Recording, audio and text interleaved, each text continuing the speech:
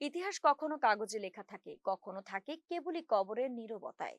সেই ইতিহাস আর আত্মত্যাগকে স্মরণ করেই ত্রয়োদশ জাতীয় সংসদ নির্বাচনের আনুষ্ঠানিক প্রচার শুরু করলেন জাতীয় নাগরিক পার্টি এনসিপির আহ্বায়ক নাহিদ ইসলাম। আজ বৃহস্পতিবার সকালে জাতীয় কবি কাজী নজরুল ইসলাম এবং গত ডিসেম্বরে শহীদ হওয়া ইনকিলাব মঞ্চের আহ্বায়ক শরীফ উসমান বিন হাদির কবর জিয়ারতের মধ্য দিয়ে শুরু হয় এই নির্বাচনী যাত্রা। এ সময় নাহিদ 10 দলীয় নির্বাচনী ঐক্যকে বিজয়ী করতে জনগণের প্রতি আহ্বান জানান।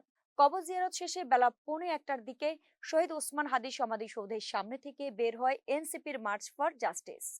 শাহবাগ মোড় হয়ে রমনা পার্ক পেরিয়ে পদযাত্রাটি গিয়ে শেষ হয় জাতীয় প্রেস ক্লাবের সামনে।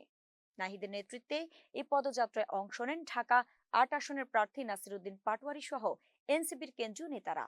পাশাপাশি 10 দলীয় ঐক্যের নেতৃত্ব দানকারী জামায়াতে ইসলামীর পল্টন ও শাহবাগ থানা শাখার নেতারাও উপস্থিত ছিলেন। নাহিদ বলেন, কাজী নজরুল ও শহীদ ওসমান বিন হাদির কবর জিয়ারত শেষে শেরেবাংলা একে ফজলুল হক ও হোসেন শহীদ সোহরাওয়ার্দীকে স্মরণ করে এ পথ চলা শুরু। জমিদারি ও ফ্যাসিবাদের বিরুদ্ধে তাদের সংগ্রামের ধারাবাহিকতাই আজকের এই নির্বাচন।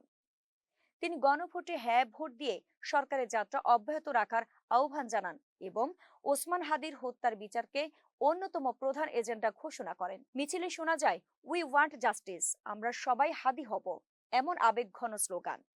সমাপনী বক্তব্যে নাহিদ বলেন, 16 বছর পর মানুষ শহীদদের আত্মত্যাগের বিনিময়ে ভোটাধিকার ফিরে পাচ্ছে।